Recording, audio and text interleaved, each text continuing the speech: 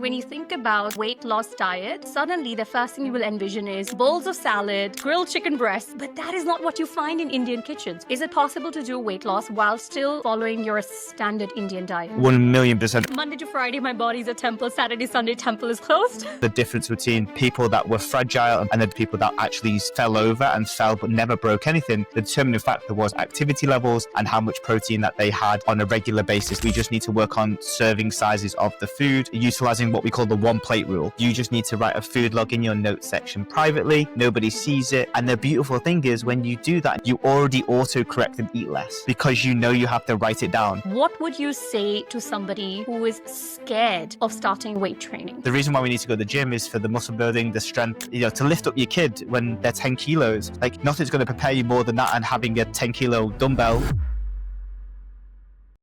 Hello and welcome to another episode of the Modern Indian Parent Podcast, the podcast that is redefining parenting in Indian families. I am Rinie Gupta. I'm a pediatric sleep consultant and the co-host of this show. And this is the fourth and final episode of the Mom Bod Series. In this series, we are celebrating our beautiful bodies after we have given birth and learning about how we can be stronger and even more beautiful than we already are. In the first episode, my co-host Sanchita and I discussed the emotional journey that women go through when they're also undergoing those massive physical changes during and after pregnancy. And we discussed ways in how we can learn to accept and love our bodies after we give birth. In the second episode, we sat down with Ankita Sahani, who is a postpartum fitness coach and the founder of the Mama Be Fit program, and we spoke about how is it that you can start strengthening your body immediately after giving birth so that you can resolve issues like diastasis recti, also known as the mommy pooch, urinary incontinence, and so many physical issues that moms may face after we give birth. In the third episode, we sat down with Dr. Chandni Sehgal, who is a gynecologist, to answer all the concerns that we have about our skin and hair after we give birth. Things like stretch marks and hair fall, things that we are struggling with, but we don't know who to rely on to get the right answers, to get back that part of ourselves and feel beautiful. And in this last and final installment of the Mom Bod series, we are going to talk about weight loss. This topic is very personal to me because during my pregnancy, I gained over 25 kilograms. And I attribute a lot of this to all the misinformation that was given to me as a pregnant woman. Oh, you need to eat for two. You need to have this panjiri for a healthy birth. You need to eat this. You need to have more ghee.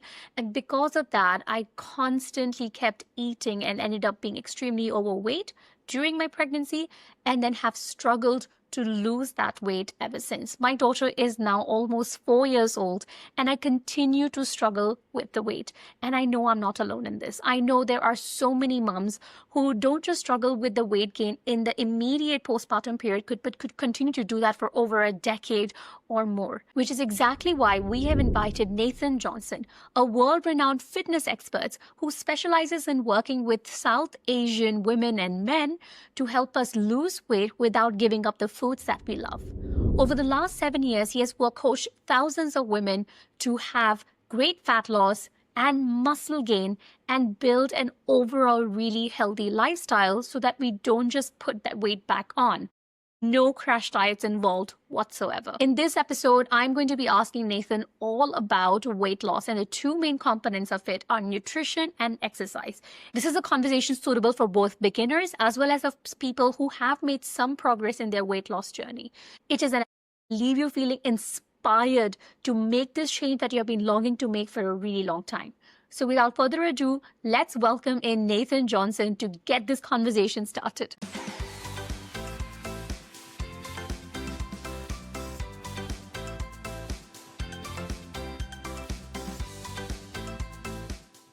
Nathan, we are so excited to have you here. How are you doing today? I'm good. Thank you for having me. Really appreciate it. As I told you earlier, I've been following you for a while now, and I love the work that you do. But the interesting thing is, this is the Modern Indian Parent Podcast. You're not Indian, obviously. Are you a parent? Not that I know of, no, unfortunately. But you're here in this podcast because, with the theme of the month is the Mom Bod, and, you are a world-renowned fitness coach. And I would love for you to tell our audience about who you are, what work do you do, and why they should pay attention to every single piece of advice you have to offer in this podcast. Sure. So, I guess my goal is that I'm building the healthiest generation of South Asians ever as a white guy, which is really interesting. But most importantly, I've been working with the South Asian community for the last 7 years. Started off knowing nothing and now know a lot. And now our mission is to help the South Asian community in general be in better shape, live forever, have a healthy lifestyle, and change that generational kind of health overall. So it's weird, a white guy working with the community, but that's all I've done for the last 7 years. So I've gone from zero to hero. And I'm an honorary Gujarati, a reverse coconut, whatever the clients call me on a day-to-day, week-to-week basis. But yeah, it's why people should listen. I guess listen to what I say, how I explain it, and then come and see the proof that we have on our socials. But most importantly, I think what I do really well is I understand behavior and humans, which and then translate that into culture as well. Adding culture on top of humans allows people to understand the real things that move change, get the mum bod, deal with the problems of being a mum, all the diversity that comes with that too. Oh my God, I love that, because I think when it comes to weight loss, there is so much more nuance to it than just calorie in, calorie out. You have to think about it in a very cultural context. What I've always heard is weight loss happens in the kitchen, right? And when you think about a weight loss diet, suddenly the first thing you will envision is bowls of salad, grilled chicken breasts. But that is not what you find in Indian kitchens. What you find in Indian kitchens are dal, rice, roti, dosa, idli, and, our vegetables. That is what you find in Indian kitchen. And somehow that and weight loss, it just doesn't fit. So what do you think, in your experience, you're the expert here, is it possible to do weight loss while still following your standard Indian diet? 1,000,000%. And we've got clients that go fully westernized and eat sushi and Mexican every day, the American clients, but we've got lots of people that are bedded in that traditional food, whether it's veggie, Jain, Swaminarayan, religious reasons. But you take the principles of calories in, calories out. Now, then you add it to a Indian kitchens. It's about understanding the same way that you understand the calories in a salad or a chicken breast, the same way that you understand sabzi, dal, roti, idli, dosa, and then the nuances of then how it's prepared and who it's prepared by. So how would you adapt the standard Indian diet to make it more suitable for fat loss and weight loss? And what kind of changes would you make to our regular foods? So there's two parts to this. One is that you don't need to change anything. You just need to change how you perceive it. So for example, how you grow up with food, it almost determines how you see food in your 20s, 30s and 40s. So the common things would be not being able to just have one or two rotis and have to have four of them. Having 2 servings of everything, eat until you're stuffed. These things make any type of diet quite impossible, especially with things that you can overconsume on. For example, I love chili paneer, so I'm going to struggle to have two spoonfuls of that. I want more of that. The famous one is obviously like a pani puri challenge that everyone does on Instagram. It's like the goal is like, if you associate 50 pani puris with every time you have pani puri, when you have 4, you feel like you're missing out and it's not enough. So what we say to our clients is like, you don't have to change the food that you eat. You just have to change your perception around it. So you might think, I have to have 3 roti. I have to have this amount of chana, for example. But if you learn the right portion sizes, you have to make little changes than what you think you do. It's all up here that you change.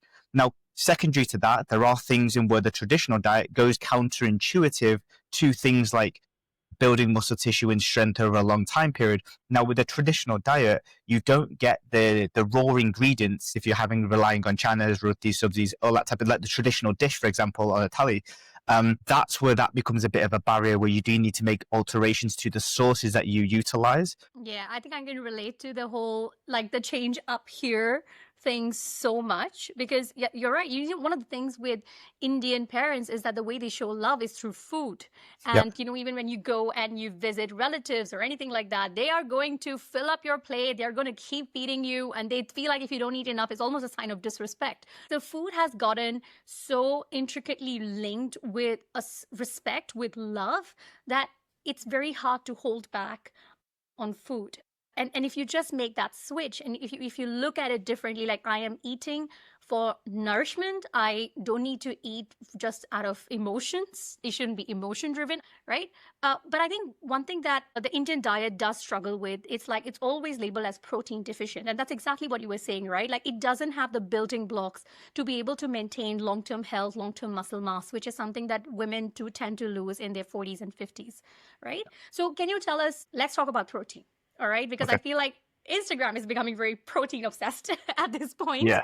where you constantly feel like you need to eat protein, you're not eating enough protein. So let's just start off with, let's lay down a number, okay, or an equation of sorts. How Okay. much protein do we need for a healthy lifestyle and for weight loss? I want to caveat this into two ways. I wanted to give you a little bit of backstory first. 7 years ago, when I started within the community, people really didn't even know what protein was. Then in the last 3 years, there's been an overcorrection on the importance of protein and just shoving it down your neck as much as you can do, which has led to people assuming that all protein is the same protein. Now, what we have to look at is, for Indians specifically and South Asians, it's not that protein doesn't matter, but it's the sources of protein. So you could give a blanket statement of 130 grams, 150 grams, whatever your body weight is in pounds, that's the number hypothetically that you want to hit. So pounds in grams is step number one, and that's where most people on Instagram will leave you. That's the 35 seconds, 40 seconds that you need. The layer deeper is that in order to maintain muscle mass and build muscle tissue, you need a certain style of protein that has what we call leucine rich. So leucine is the light switch for muscle building and muscle retention.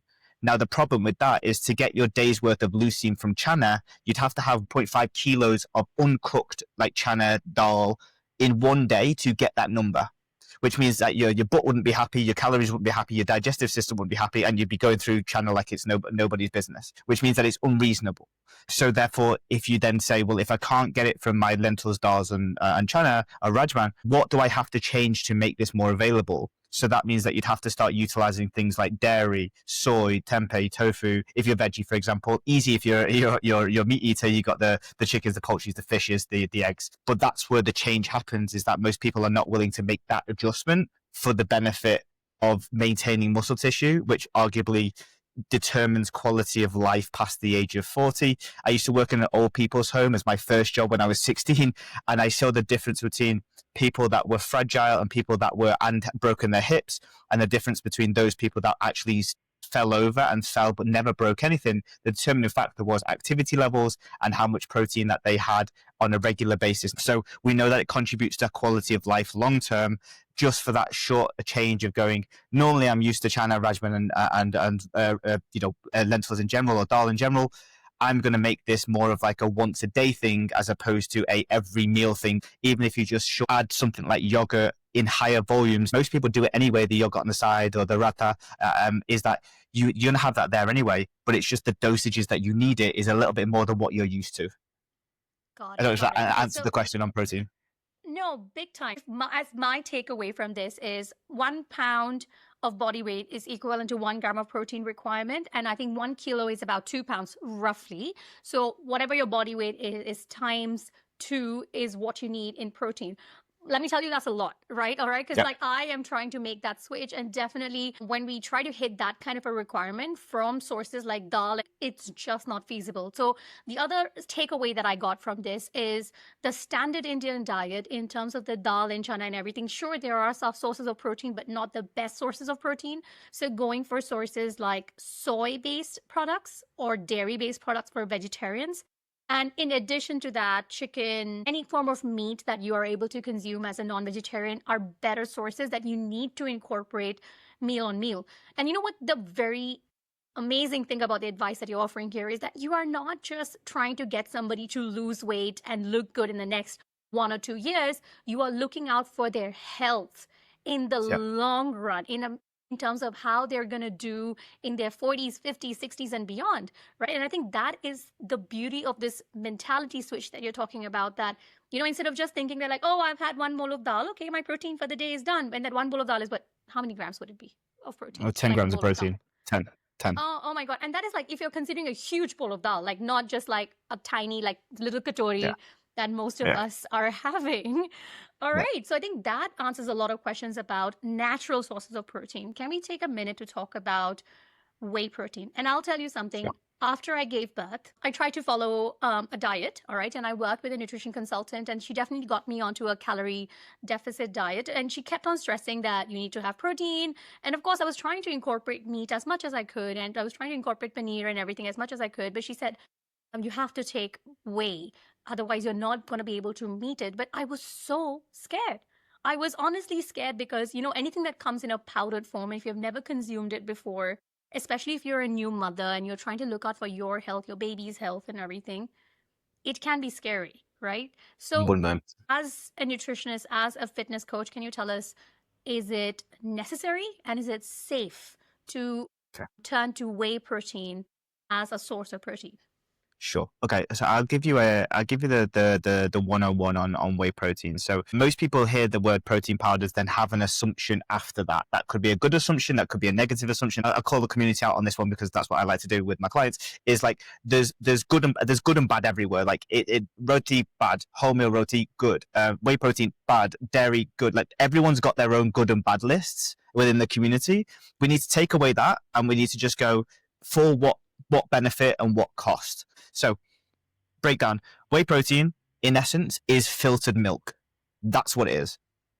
So if you take it down to 3 layers, it goes from full fat milk into like the normal milk, the semi-skim milk, then the little dew residue that comes from when you filter it again, same as when you make paneer from home, that little juicy residue that's cloudy colored, that's whey protein. So but it's just filtered into a usable package so that people can scoop it out in their own convenience. It doesn't have an expiry date or has a longer expiry date. Now, don't get me wrong. There are companies that take the biscuit when it comes to the quantity, the quality, the ingredients additionally utilized. But if you get the most quality, you're just looking at a low calorie, high protein filtered milk. So I want to use that as the constructs. The consequence of not wanting to change your traditional food is you have to make it up with sources like this. That's the consequence, because it's low calorie, it's high protein. You could take a shake, you get 60 grams, which is half your day's food. Then you can go in your merry way and have your chana roti, your rajma, and not worry about your protein intake from those meals. However, the more changes that you make to your lifestyle, the less aggressive you need to make these supplementation increases, because you're not trying to outweigh consequences or negatives. So is it safe? I'm sure that there is enough research on protein powders itself from real research sources that would back up the quality of the benefits of taking whey protein. Now, if we take that analogy that it's just filtered milk, I would be recommending it to my mum if she just had a kid. I'd be recommending it to my girlfriend if she just had a kid, because it's easier sources of protein. So when we look at it that way, I would be comfortable to give it to my girlfriend or my mum during that time period. Almost. I feel like it is just a mental barrier for a lot of us to break. And I know there are so many products out there, so many protein powders out there. There can be very adulterated. It could have a lot of these synthetic ingredients that you may not feel comfortable taking, but there are also an equally good number of brands out there that are using really clean products, using very clean ingredients that you can feel confident taking, even if you are breastfeeding. Why this thing is very relevant for Indian moms is because we hate to cook for ourselves. We want to eat from the family pot. Nobody's got the time to cook for themselves, and which is why you could be eating your family meals, and then if you just take like a protein shake or 2 on the side, you're able to kind of fill that gap without having to cook a whole meal for yourself. But are there other tips that you give to your clients in terms of how they can enhance their diet without having to cook separately for themselves? Yeah.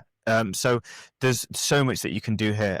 If you boil down to everything, we just need to work on serving sizes of the food. I would call utilizing what we call the 1 plate rule. Now, for those on video, I'm going to show you the plate that I've got that represents this. So just give me a second. I've got them in my house because they're absolutely fantastic. And it's like a tally dish, but plastic. So that's a really plate. Yeah, exactly. Toddler plate. I've got like 3 of these at my place. So what we do here is with the plate is that we look for a protein source. Worst case scenario, protein source, carbohydrate. So if a roti fits in there, great. If your roti's twice the size, that's too big. And then the other half is veggies, subzi, salads, cucumber, anything like that. Whatever you make for the family, as long as it's got those 3 ingredients in, you can have. And as long as you only have one of these, you can't be having over like 800 calories, which is a great start to not compromise on some of the things that you want. And even if someone else is cooking, mother-in-law's cooking, auntie's cooking, you're going out for a wedding buffet, if you stick to this on a diet, now when you're not dieting, when you've got the body of your dreams, sure, a bit more flexibility, but until you're that, this is the plate for you. And therefore you can stay within a controlled amount, which is the name of the game. With the least possible thing to stay in a calorie deficit is don't overconsume food, and use metrics to determine whether you're overconsuming or underconsuming. I don't know if that answers your question.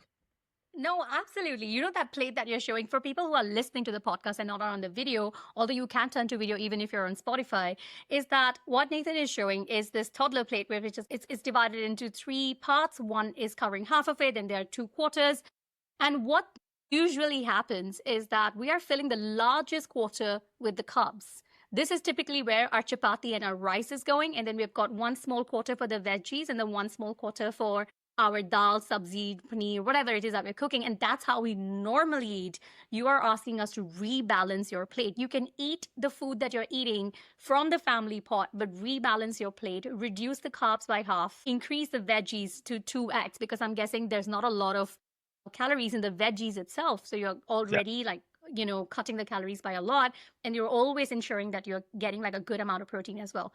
And that thing that you said about oil and ghee usage in cooking, I feel that is something that we miss out on so easily, because when we are cooking, and then I know when my mom makes the tadka, it's like 1, 2, 3, 4 spoons of ghee just goes into it, and all the masalas are just like, thrown into it. And that's how she makes that beautiful and amazingly really yummy dal. But that's the thing. That is kind of like that hidden culprit between your calorie overload. So if you were to suggest, like, between ghee and oil, right, what would be a better thing to go with? Because somehow ghee, like you said, right, there's always that dichotomy: ghee, good; oil, bad. Yeah. Is that and really for some true? people, I know some people like olive oil, good, ghee, bad. Depends on where you are in the world and what information you're listening. Okay, let's break this down in the most simplest terms. They are all the same calories in the same serving size. So fact number 1, obviously, is that fat loss comes down to how much you eat versus you burn, and we get away from the health benefits. Now, here's the kicker. If you're worried about health benefits of ghee versus olive oil versus even like the flaxseed stuff that's getting a lot of flack, even the rubbish ones, vegetable oil, for example, they don't matter if you're obese, because your obesity is the largest determining factor of your health significantly. So we start with calories first to bring down your body fat, which is the biggest determining factor. So if you have ghee, or you have olive oil, or you have veggie oil, like, the concept is how much of it, not which one is better. Absolutely. So I think it really all boils back to quantity in terms of what you're eating. See, we have broken down everything from protein, and now we've talked about fat intake as well. But let's talk about the third and big main like food group as well, which is carbohydrates. And we have spoken about how we could be trying to cutting down from 4 chapatis to 2 chapatis. But can we talk about sugar? How important it is to cut out sugar intake? Because I'll tell you a very big reality of Indian mums during pregnancy and after pregnancy. We are being fed sugar-laden foods in the name of health. All right. So I'm not sure if you're like familiar with Of panjiri, course. and we have these different types of like laddus. They make Laddus. sont ka laddu. Sont is basically dry ginger. And we are given these treats during pregnancy because they're like, oh, it's going to keep the baby healthy. And we're given it during the time post-pregnancy, during our lactation period, because, oh, it's going to boost your milk supply. So in your opinion, how important it is to cut out sugar? Is it necessary to be on a sugar-free diet? No. So you said a really interesting point, and the terminology is the most important that then gets everybody in trouble, is that we're around it and we're getting fed it all of the time. Dosage, not the thing. So like, if you're having 1 laddu, cool, it'll be like 80 calories, something like that. But if you're constantly fed these things constantly, and you don't question why you're eating it and why much, and you're blindly letting someone dictate what you eat, which I think is obviously a byproduct of maybe the generation above, and the gap between what's right and what's wrong, and following blindly. There is a conversation there where you basically said that you get fed it all of the time. So then what happens is then the thing gets the negative, the thing gets the problem, not how much of it that you had. So that's the biggest part out of all of this, is like, if you don't track how much you have, and you're just having it because someone gave it to you, those calories still count for your body. Yeah. It's the intake. That's the problem. Like, culturally, we are just very tuned into, if my elders have told me to eat a certain thing, so we eat it because it's like supposed to be healthy for us. So, okay, I totally get that. Let's come and talk about the tracking a little bit, because you have been using the word tracking, calorie in, calorie out. What is the easiest and sort of like fuss-free way of tracking your calories, or is it even needed? Would you track your finances? Yeah, why not? Then that's the same. You don't want to go over and you don't want to go under, and you need to learn how to balance your books and your finances to not go overdrawn. So that's the consequences on that too. So at some point you have to learn what's going into your body, and you have to learn the hard way through doing it and realizing you're over consuming. That then becomes the learning point, because we live in a fantasy world through what we call cognitive dissonance, where we're believing that we're doing okay, but that is a subjective rating based on what you feel, as opposed to the objectivity of food, the objectivity of how much we're having and what the body needs. And most people are emotional beings, especially within the community. There is what we call a health halo. So a health halo is a psychological bias where we deem food as healthy, so we don't understand or note that they have calories in. Hence, with the example of post-pregnancy or post-baby, is it's in the nature or the name of lactation. So we think that's the goal. We think that's really beneficial, but we detract the calories from it because of the lactation benefits. Whereas whether it's lactation, whether it's boosting testosterone, whether it's just sleeping better or dealing with cravings, we have to consider those as conceptual staples in the food going in, whatever reason it is. Anyway, that's my on a soapbox preach. If you have the idea that you want to be specific and get weight off in 6, 10, 12, 16, 20 weeks, and you've never understood what's in your food, doing it until you reach your goal is absolutely essential. And then learning how not to do it is also really essential. So it's a journey. So we underreport, we forget about what we eaten, we don't think things matter. Now that's the bit where the tracking solves that, because you go, oh crap, I did have that apple at 3, but then I also had 6 Parle G biscuits afterwards. Oh, and then mum gave me a laddu. Oh, and then I had that extra serving of this. And then before you know it, you can tally that up, use ChatGPT, you can use whatever. And now you've said, oh, I'm 500 calories above where I want to be. And that's my diet done for the day. I've now not got any fat loss today because I've ate more than I should do. That's my soapbox. Yeah. Absolutely. I think the health hello thing is so it's like, I watched one of your reels where you said that there is one part of it is where you feel like you're eating healthy, and the other one is like when you know that you're eating healthy. And when you feel like you're eating healthy, most of the time we are over consuming because we are like, oh, I'm only eating homemade food. Look at that. I packed my own dabba and I took it to office. Or now you will start tracking everything you eat, everything from your kids' leftovers that moms could be finishing, to the little bite of the sweet, because there's the new sweet box that has come in because of Diwali or something like that, and you track it all together. So what are the most basic tools you would recommend for somebody to start calorie tracking? So the easiest thing to do is the least emotionally weighting one for people that are already listening to me hating me already. If you're in that camp, you just need to write a food log in your notes section privately. Nobody sees it. Once you have it in your moment on your notes section, you can honestly go through that, and it's getting more truthful with yourself is the major construct. You don't need to know the calories. You just need to write it down and acknowledge that you are eating X, you had B, you had C. And the beautiful thing is when you do that and you know that you have to go to your notes section, you already auto-correct and eat less because you know you have to write it down. So we do it naturally, which is why it's such a useful factor. Anyway, so note section, number 1. 2 is utilizing numerical values like MyFitnessPal, but then that only equates to you having actual weighed amounts. So you have to be willing to weigh your food to go through that period to do that. The third one is using photo AI now, or food.ai, which is basically where it can take a picture of your food and guess the calories. Now, before people get super excited about not having to track and just taking a picture, it works incredibly in 2 ways, doesn't work in a third way. One is it works incredible for predicting weight of food. Don't ask me how, it's incredible. It's about 4% off, 5% off, which is nothing in the grand scheme of things. Most people are off by 30% all day. We'll take 5% over 30. The second part is that if the food is single ingredient, so if it is like chicken breast, broccoli, rice, oatmeal, raspberries, if the single ingredients, works incredibly well. It only doesn't work when it can't see the food that's been included. So like a curry or like a subsidy that has multiple different things in, it's going to really struggle to do that. But I like it. I think it's great for a low barrier to entry for most people to get started with that too. But the note section wins every time. That's you in your own time. That's you acknowledging what you're doing well, what you're not doing well. Absolutely. And a pro tip to this is don't do it Monday. You have to do it Friday and Saturday. All right. Because everyone's Monday's great, right? It's Friday. It's the day where you're going to mum's house, or that you've got a takeaway due on a Friday, or that you feel stressed from work, or you fancy a glass of wine on a Friday night. That's the day that gets you. So let's track the day that maybe not the best day. Track a bad day. Yeah. Does that make sense? I think it's like Monday to Friday, my body's a temple. Saturday, Sunday, temple is closed. 100%. Yeah, it's bank holiday for the temple. Exactly. And we throw back like so much of that junk food. Like we make like cheap meals into cheap weekends. And I totally get that. You know, very interestingly, I love that you mentioned Notes app. I love that you mentioned ChatGPT earlier as well, because that's kind of what I've been doing. I'm somebody I'm pretty lazy when it comes to food tracking, but like I recently started working with a fitness instructor, and then she was like, you have to track your food. How else will I know what you're eating? How else will you know what you're eating?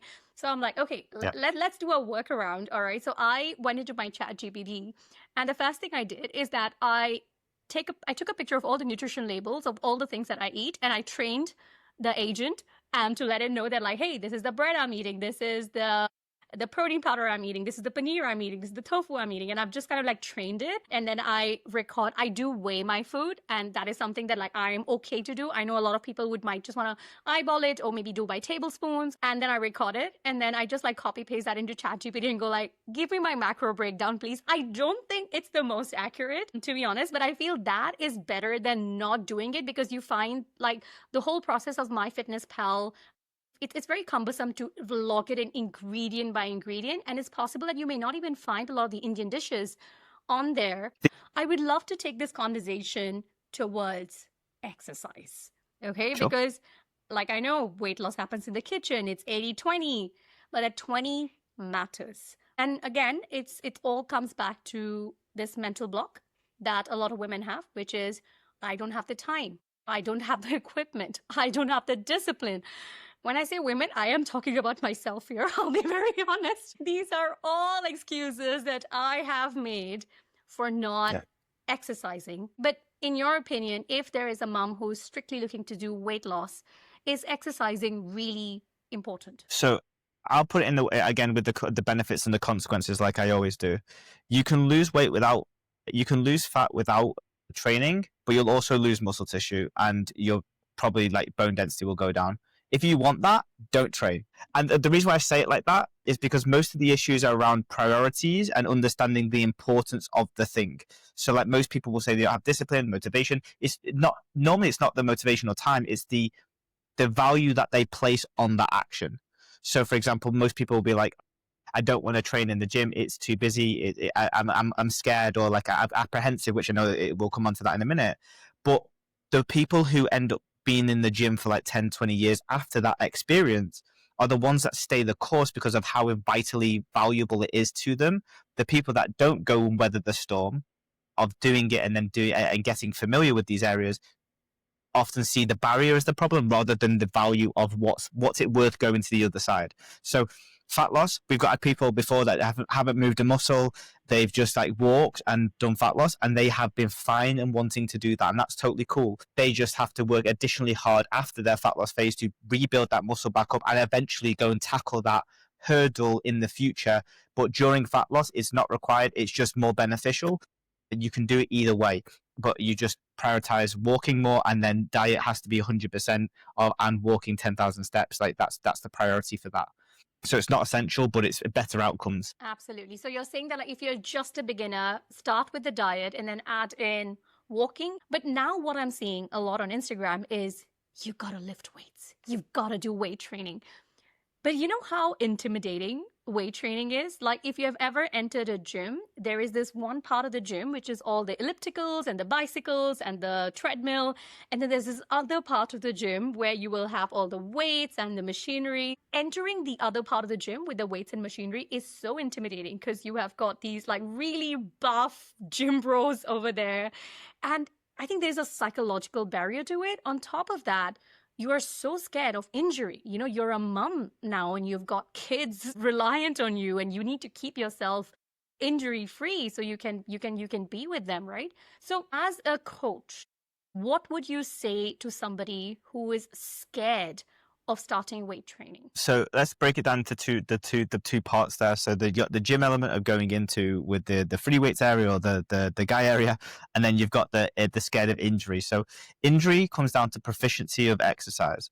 Now you won't get this if you don't do the first one of being able to go into that area. Because the less you go into the area, the less that you can learn how to do these things. Unless you take your little dumbbells, walk over into the little corner, go into your little corner. But at that point, you're hiding away. You're probably not getting any advice. You're probably doing this off your own back. You're probably not investing in some additional help. My recommendation, and even as an online coach who does very minimal personal training, and we don't do it as part of Autonomy, if you are a rank beginner and you need technical advice, the best place is getting someone that knows their technique and showing you that technique, hands down, online or personal, investing in that time. If you're scared of something, we should invest in knowing more. So therefore that worry can be taken away. So that's really easy. Find the knowledge, get the knowledge, invest time in getting better with it.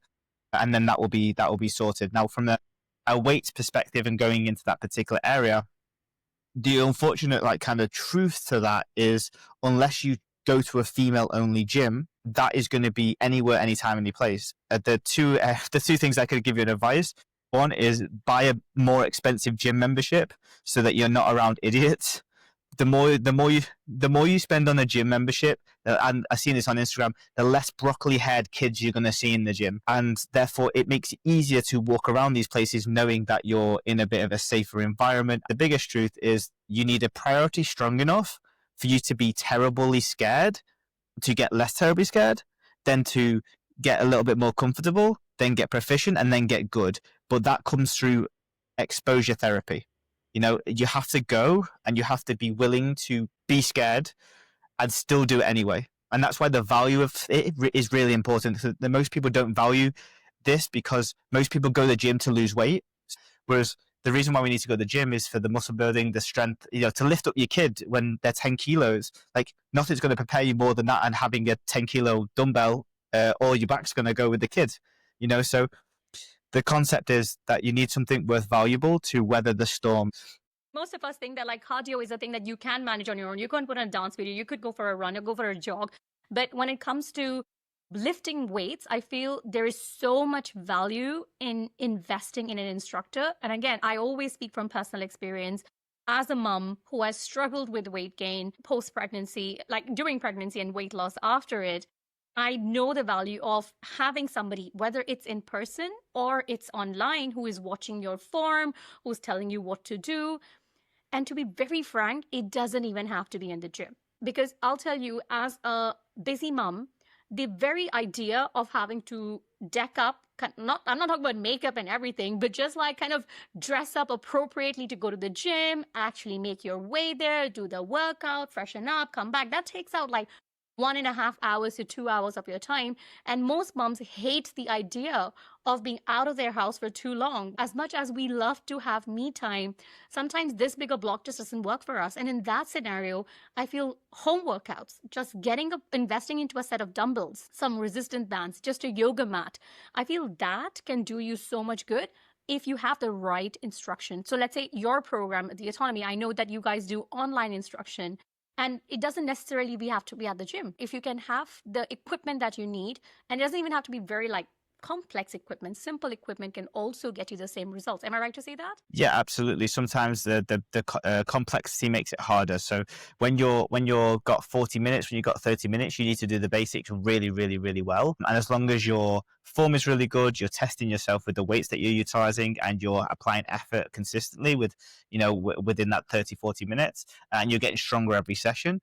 There's a lot of people that we work with that just do home workouts for years. And as long as they keep progressing, new workouts, new equipment, invested in a little bit of a space in the house, it builds massively. It's not about where you do it, it's what you're doing and how you're doing it. That's the most important part.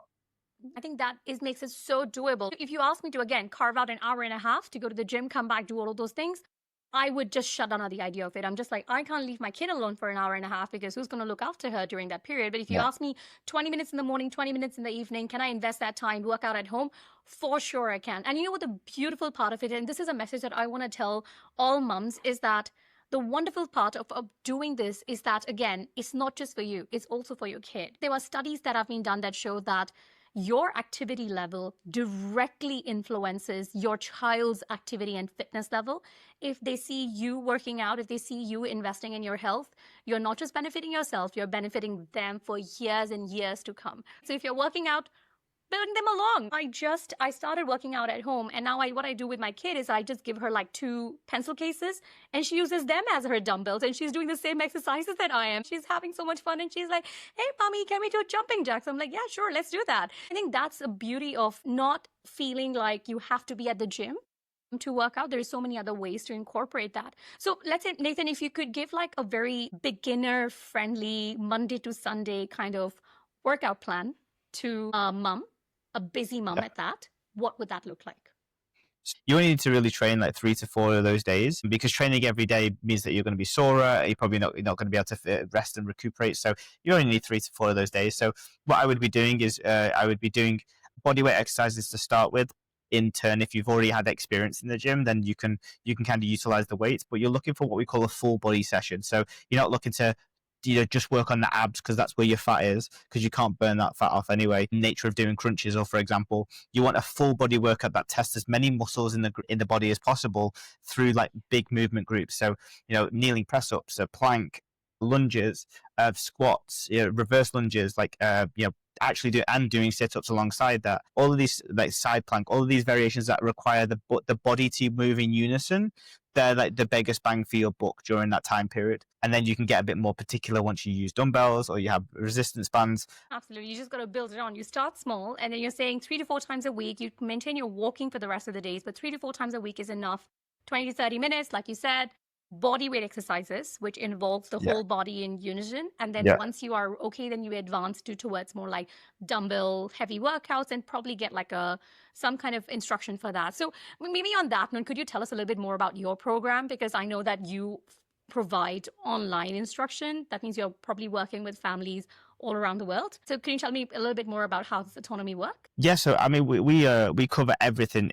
We look at like how do we build the healthiest generation of South Asians ever. So we split it into 3 areas. We look at like nutrition, accountability, and training. So we'll sit with the family, or sit with the person who's going to be joining the program, and we design their nutrition based on the kitchen dynamics. Four pillars of nutrition: what you're doing at home, what you're doing socially, what do you do when you travel, and what do you do when you're at work. Like for different people, it's different skews, but most importantly, one diet is never going to last those 7 days, those 40 days, because you're all in different environments. So we design those nutrition plans, whatever is most feasible, and with the goal in mind as well. So like if they got a faster goal, we have to be a little bit more specific. If they want more like slower results, but they also want to how to eat with their family and be more traditional, then that's where the slower results come in. But we can really cater towards those.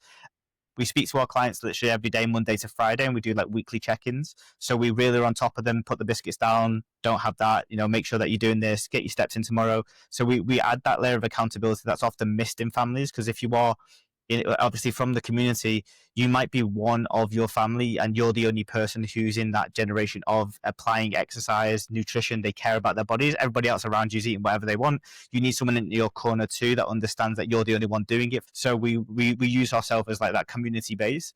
And then we'll design your training programs, show you how to do the exercises, and then monitor your progress throughout that. And we do that for months, years, to make sure people go through particular phases, to make sure they achieve the body that they want, they get a great BMI, their blood sugar goes down, and then most importantly, that they can sustain it for the next 20 years. That's going to be really, really important. Oh my God, that sounds like a really dreamy high-touch program that most of us need, because that's the problem. Like I think there is no dearth of information. Like I'm a coach myself. I'm a baby sleep coach. What people lack is transformation, actually taking that information, applying it to your situation and customizing it to your situation, and then actually following through with it for everything from the nutrition to the exercise and staying on top of things.